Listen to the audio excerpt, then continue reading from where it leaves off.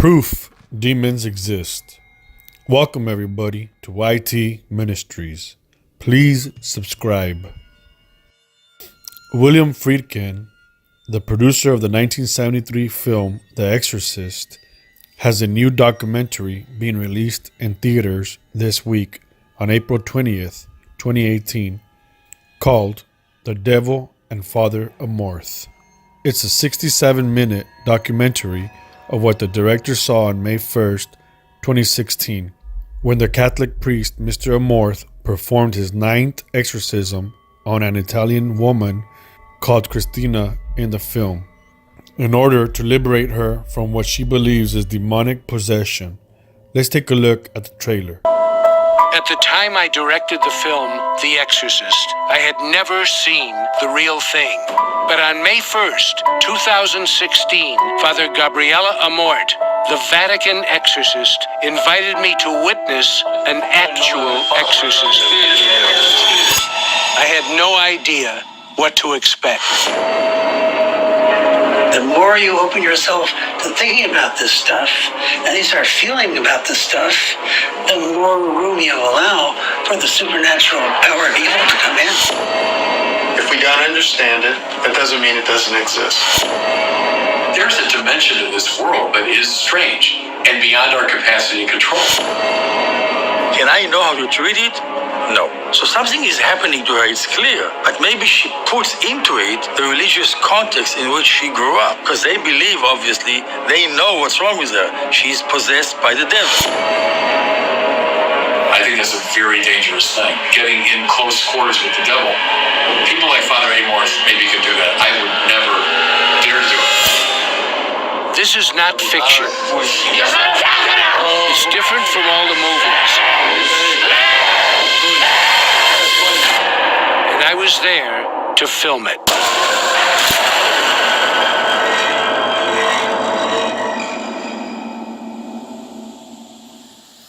Okay, so that was an okay trailer. I'm going to watch the movie as soon as I get a chance. Allow me to give a little history into the characters of the film. Christina, she was an architect and by all accounts a very attractive, intelligent, soft-spoken, and wonderful woman. She is 46 years old. At the time of this recording, we really don't know any more about this young lady. Father Amorth. Amorth was born in Italy on May 1st, 1925.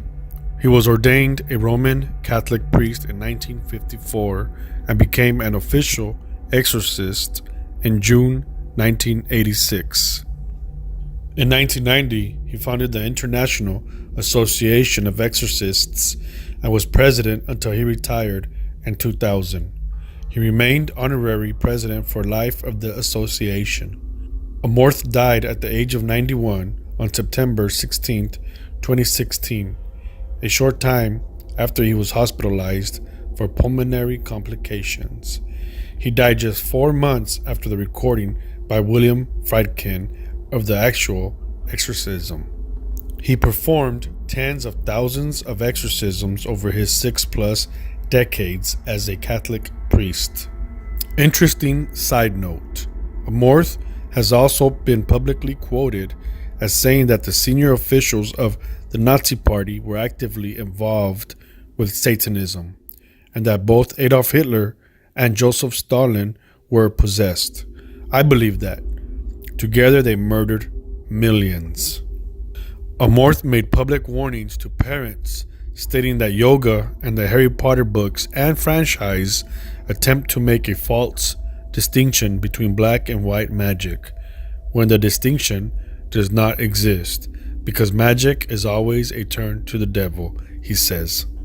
Amorth publicly claimed that an Italian schoolgirl who went missing in Rome in 1983 was kidnapped for sex parties by a gang involving Vatican police and foreign diplomats.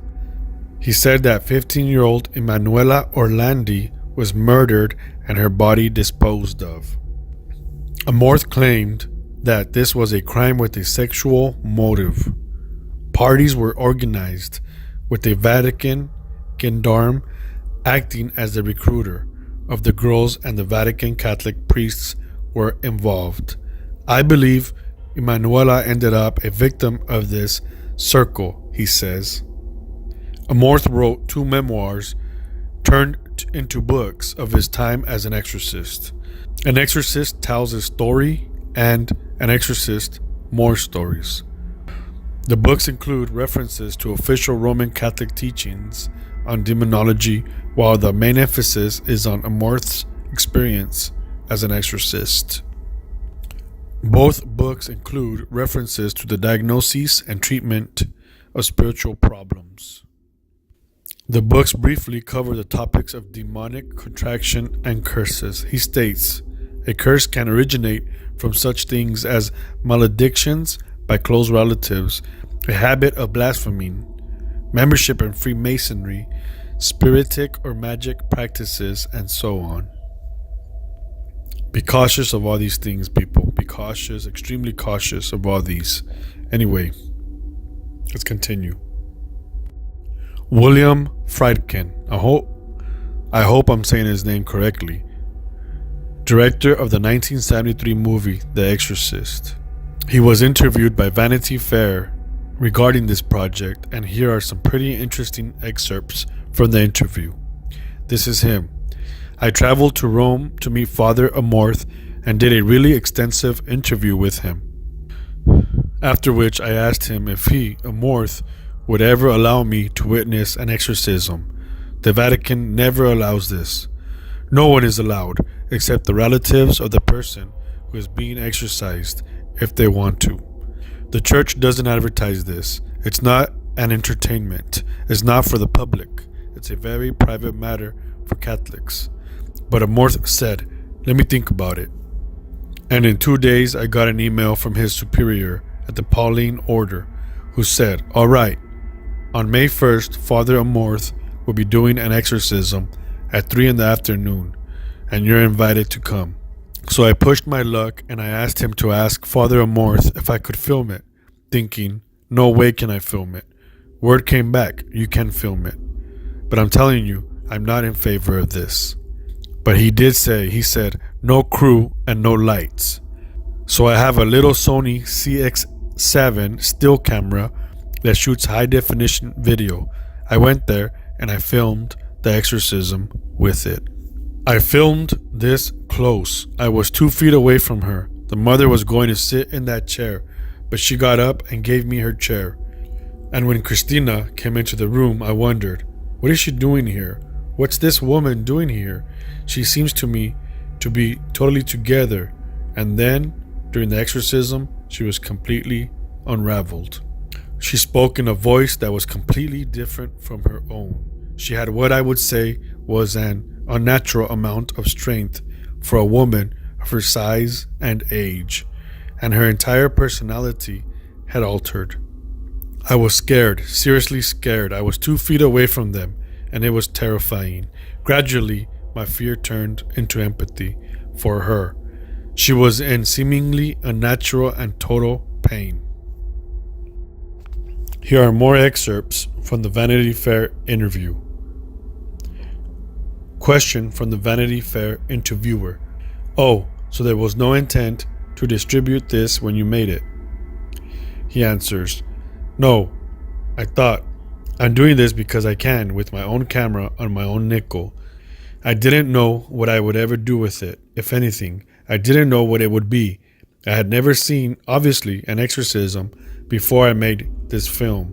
But after I filmed it, I decided I would take it to 4 of the leading brain surgeons in the country, including the guy who is in charge of the brain mapping project, where they codify and identify the problem areas of the brain, and 3 brain surgeons, 1 from Israel, and some of the leading psychiatrists in the country. One was the editor of the DSM-4, the other the DSM-5.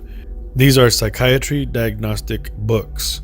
The head of the Columbia School of Psychiatry and the head of the New York Psychiatric Association. Did you think they would be more dismissive of what you were asking them to consider? They were black and white. The psychiatrists in the DSM-4 and 5 now recognize demonic possession. It's called dissociative identity disorder, demonic possession. And if someone comes in and thinks they're possessed, they don't say, "You're not possessed. We'll give you some medication and some therapy." They give them therapy and medication and an exorcist. There are very few such cases, but they do exist here, and the brain surgeons had no idea what this was, which shocked me. They said they would not give this woman an MRI. There's no point.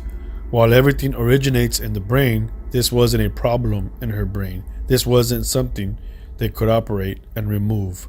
This wasn't a lesion in the temporal lobe or epilepsy. The current Pope, Pope Francis, has already made a lot of changes to the Catholic Church. Do they now have a different way of dealing with exorcism as well? He does. They're exploiting it to an extent now. They've given statements in the Vatican PR office that more and more people are seeking exorcisms, and they're training more exorcists. There was an article the other day that there are exorcists doing this on a cell phone, which I don't buy at all. I don't buy into that in any way. But yes, they're more open. The last 3 popes have been very accepting of Father Amorth's work and supportive. He was the Vatican exorcist for 31 years, and he was very critical of the Vatican and Vatican City over the church's scandals. He wrote about them, talked about them on television, bemoaned them. He wrote about a very famous murder of a young girl in Vatican City that he thought involved some of the priests. He wrote about this and spoke about why they never tried to silence him. You asked one of the doctors in your documentary what his relationship with God was. So what's yours? He says, "I'm interested in Jesus. I'm not a Catholic, but I'm interested in Jesus. Yes. I strongly believe in the teachings of Jesus as expressed in the New Testament by the people who wrote the Gospels and Paul. I'm not a Catholic. I don't know anything, but neither does anyone else.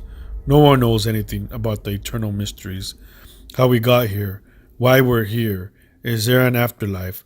Is there a heaven and a hell? Who knows? Recently, the Pope was quoted as saying there's no hell, and he didn't walk it back, but the church did.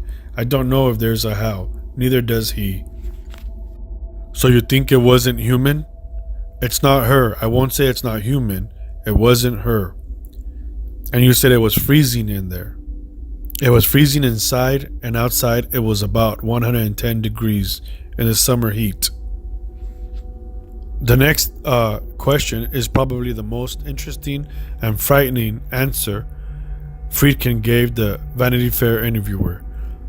Was there anything that Father Amorth told you that you didn't include in the film, but that you've carried with you?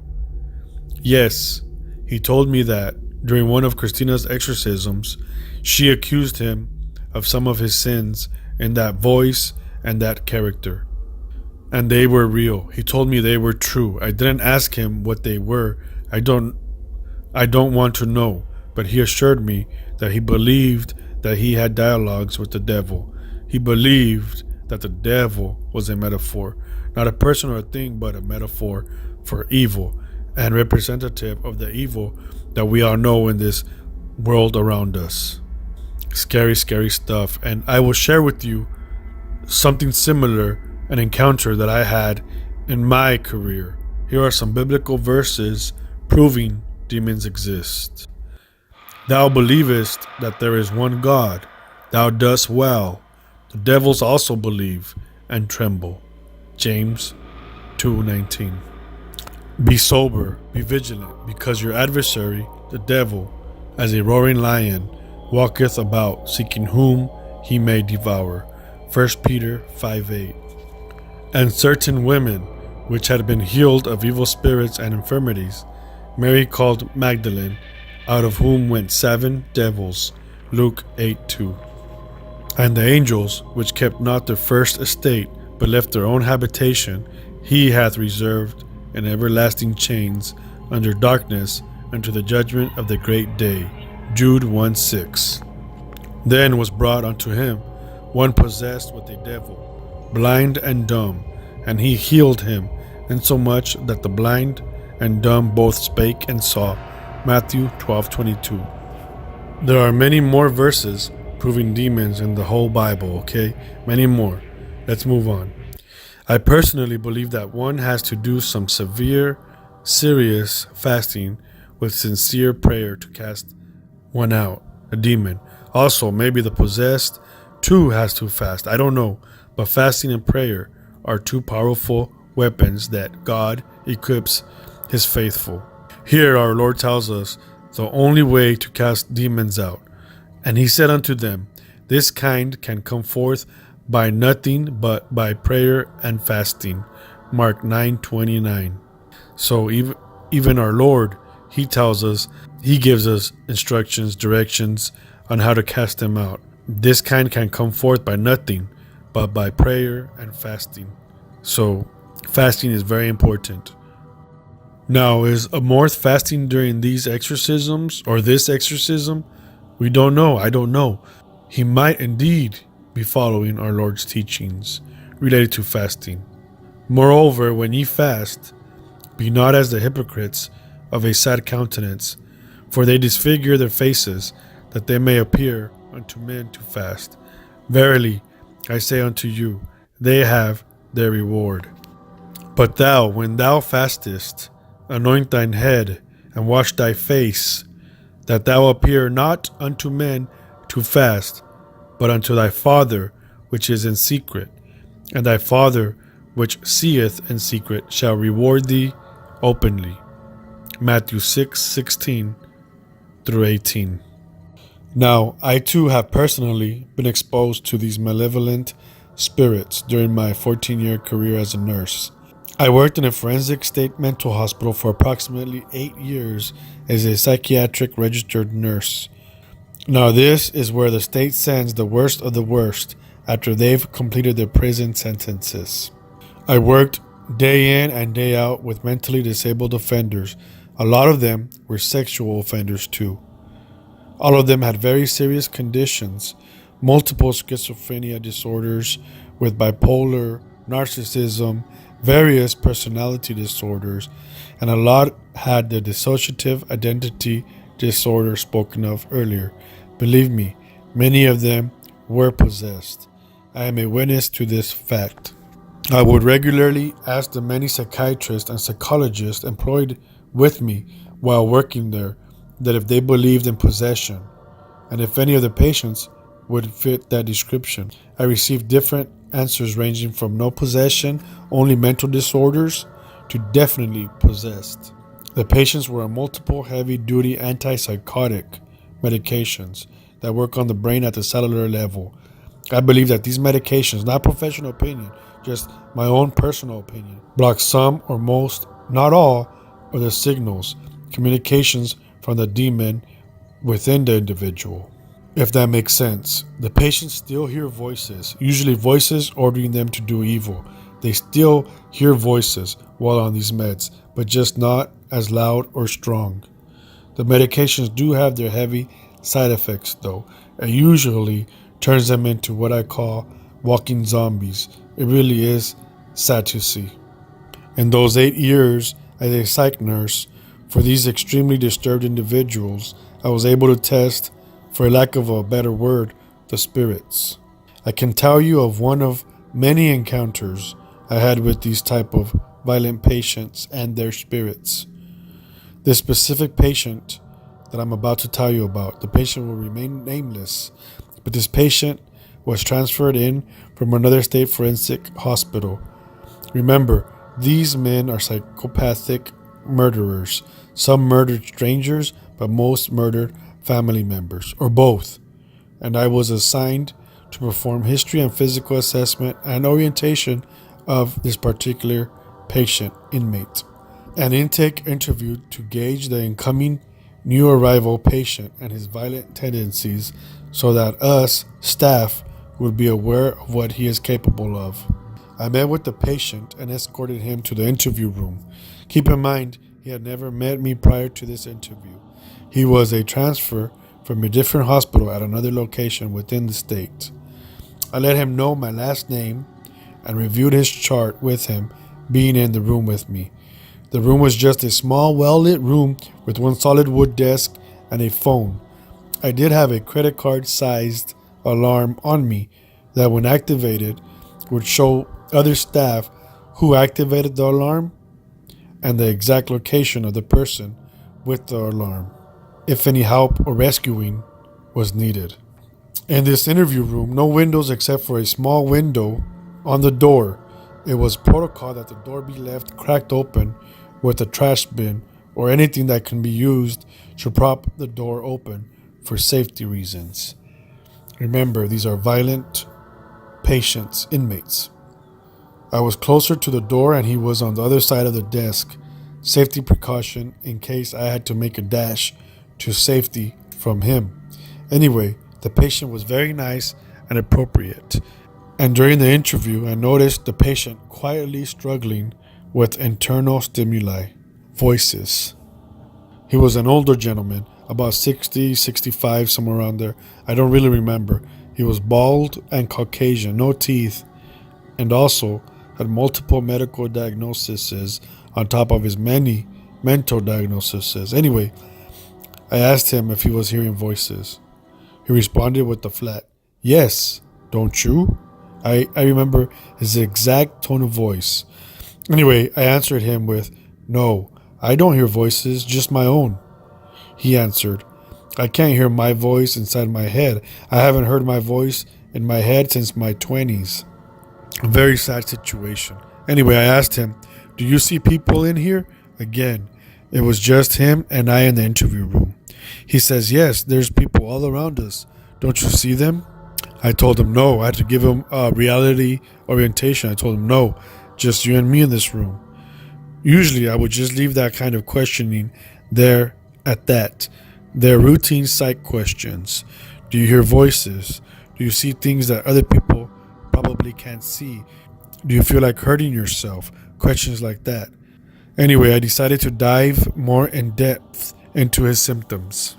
I asked him what sizes the people he was seeing were. He said they're all different sizes. Some are small and some are tall, or to the ceiling in the room. He also identified them as spirits. He said again, "Can't you see them? They're all around us." Against my better judgment, I went ahead and tested these spirits. I asked him to tell me something about me, about myself, my personal life, that there was no way that he would know. Keep in mind that this is a forensic state hospital, kind of like a prison. These patients usually remain here for life after their prison sentences. We are not allowed to tell them about ourselves, our lives, our family, or even where we live for safety reasons. Some patients have been known to send family members or friends of theirs, just as scary as them, out to the community, to staff members, homes, to intimidate them or scare them. Very scary stuff, people. Real stuff. Anyway, back to the patient. He appeared to focus on the voices. He put his head down and listened quietly. It must have been at least 2 full minutes of eerie quiet. He raised his head and continued to make eye contact with me, and he gave me the name of my firstborn daughter. There was no way he would have known. There's no way. It was very, very scary and shocking. I maintained my professional composure and I told him that he was wrong and that I do not have any children at all. I don't have any children, I told him. He started slapping the top of his head and told me, "They love making me look stupid. They like lying to me." He became very, very tired after this. He was very tired. Anyway, I instructed him to quit hitting his head and that it was okay. I went on ahead, finishing and documenting the rest of the interview. Keep in mind, this was the very first time, again, he ever met me. True story. I have lots more encounters similar to this. I can probably do another video on my scary experiences in this state psych hospital. Leave comments if you want me to make a video, if you're interested, on my experience. Anyway, the patient suffered from tactile, which he complained some nights of demons poking his legs, and visual, auditory hallucinations. He was very nice about it when he reported his symptoms to us. These demons, they communicate to each other all over the world. They are good historians. They know all about us. They have been here probably since the beginning of time. They can't see the future but can predict it pretty well. They can predict human reactions and actions to any given situation because of the history and experience they have with us. They're good. They're good at what they are. They are old beings of renown. These beings, these demons, they are able to communicate with each other. Demons, they communicate with each other through different wavelengths. If I were to tell you or show you about 2,000 years ago that humans would be able to communicate thousands of miles apart from each other in real time, instantaneously, you would think I was crazy, right? Well, as you know, we have the ability to do that with phones, with cell phones. They operate on different waves. If you think about it, telephones aren't that old. There are phone waves, TV waves, radio waves, microwaves, all different types of waves, signals, invisible to the naked eye, even waves, dimensions that we don't know about and haven't discovered yet, or probably will never discover. I don't know. Scary, interesting stuff, real stuff. Nobody knows it all. Nobody. Test everything. Test everything I say. Anybody says with the Bible, okay? Test everybody. Bless God, everybody. I'll leave you with this verse. And he asked him, "What is thy name?" And he answered, saying, "My name is Legion, for we are many." Mark 5:9. Thank you, everybody.